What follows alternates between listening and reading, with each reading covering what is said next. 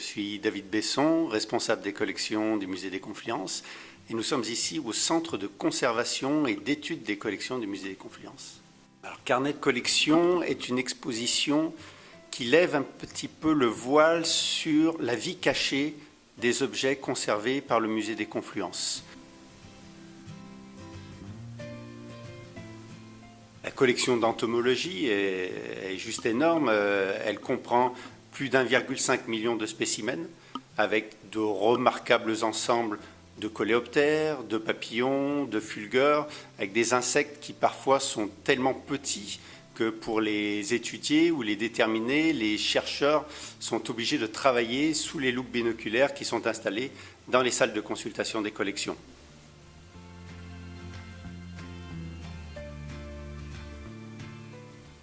Les autres groupes zoologiques ne sont pas en reste.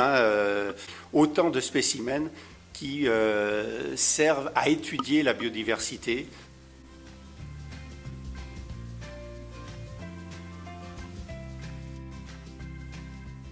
Les collections du Musée des Confluences sont tout à la fois extrêmement riches et extrêmement variées.